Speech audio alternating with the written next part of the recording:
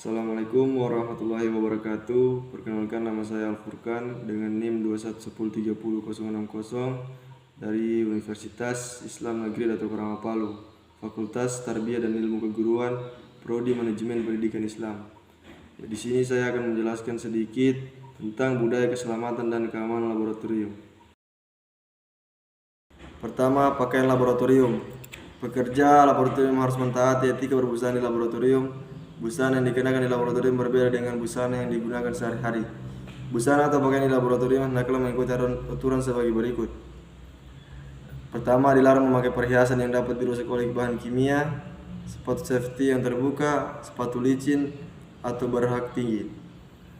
Harus menggunakan sepatu safety yang memenuhi standar bagi wanita, juga harus menggunakan bahan safety khusus wanita. Wanita dan pria memiliki rambut panjang harus diikat. Rambut panjang yang tidak terikat dapat menyebabkan kecelakaan karena dapat tersangkut pada alat yang berputar. Ketiga, pakailah jas praktikum, sarung tangan dan pelindung yang lain dengan baik, maupun penggunaan alat-alat keselamatan menjadikan tidak nyaman. Keempat, bekerja dengan bahan kimia. Bila Anda bekerja dengan bahan kimia, maka diperlukan perhatian dan kecermatan dalam penggunaannya. Adapun hal umum yang harus diperhatikan adalah sebagai berikut. Pertama, hindari kontak langsung dengan bahan kimia. Kedua, hindari menghirup langsung uap bahan kimia. Ketiga, dilarang mencicipi atau mencium bahan kimia kecuali ada perintah khusus. Keempat, bahan kimia dapat bereaksi langsung dengan kulit, menimbulkan iritasi, pedot atau gatal. Kedua, memindahkan bahan kimia. Seorang laboran pasti melakukan pekerjaan pemindahan bahan kimia pada setiap kerjanya.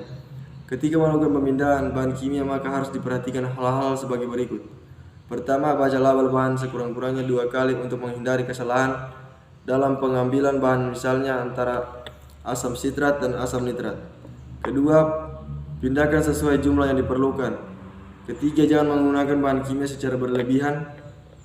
Keempat, jangan mengembalikan bahan kimia ke tempat botol semula untuk menghindari kontaminasi.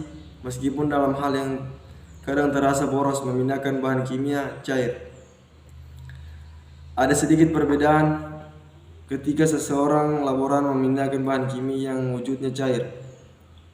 Hal yang harus diperhatikan adalah tutup botol dibuka dengan cara dipegang dengan jari tangan dan sekaligus telapak tangan memegang botol tersebut. Kedua, tutup botol jangan ditaruh di atas meja karena isi botol bisa terkotori oleh kotoran yang ada di atas meja.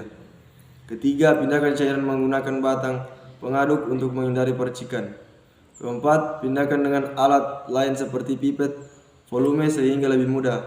Memindahkan bahan kimia padat. Pemindahan bahan kimia padat memerlukan penanganan sebagai berikut.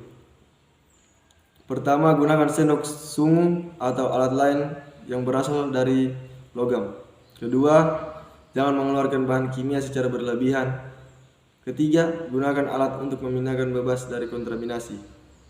Hindari 1 sendok untuk bermacam-macam keperluan.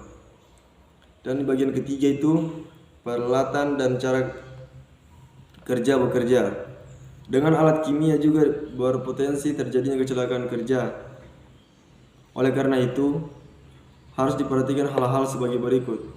Botol reagen harus dipegang dengan cara pada bagian label ada pada telapak tangan.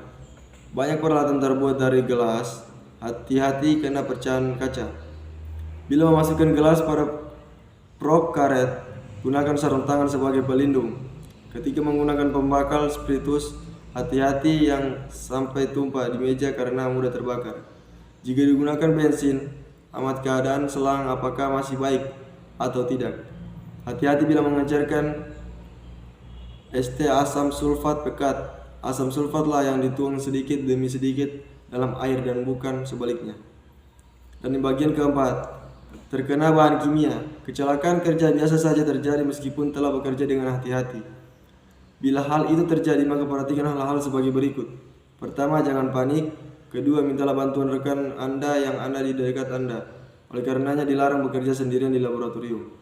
Ketiga, bersihkan bagian yang mengalami kontak langsung dengan bahan tersebut. Bila memungkinkan, bilas sampai bersih. Bila kena kulit, jangan digaruk supaya tidak merata. Keempat, bawa keluar ruangan korban supaya banyak menghirup oksigen. Kelima, bila mengkhawatirkan kesehatannya, segera hubungi paramedik secepatnya.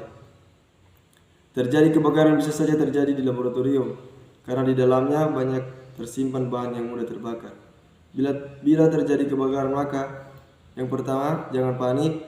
Kedua, segera sembunyikan alarm tanda bahaya. Ketiga, identifikasi bahan yang terbakar.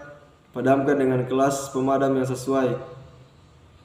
Contoh kebakaran kelas B, bensin, minyak tanah, dan lain-lain. Tidak boleh disiram dengan air. Keempat, hindari menghirup asap secara langsung. Gunakan masker atau tutup hidung dengan sapu tangan.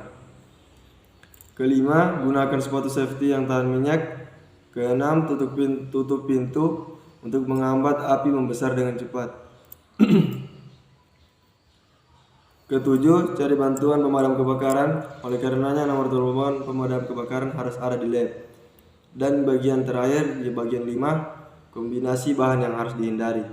Kombinasi bahan di bawah ini berpotensi terjadi kecelakaan kerja. Oleh karenanya harus dihindari: 1. Natrium atau kalium dengan air. 2. Amonium nitrat, serbuk seng dan air. 3. Kalium nitrat dengan natrium asetat.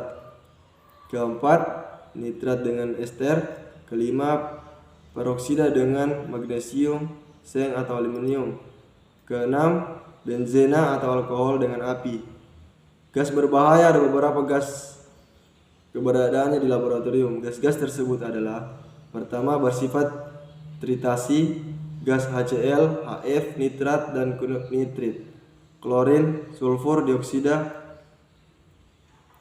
Cermati baunya yang menyengat.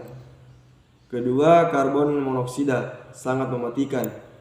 Reaksi yang menghasilkan gas tersebut dihindari karena tidak berwarna dan tidak berbau.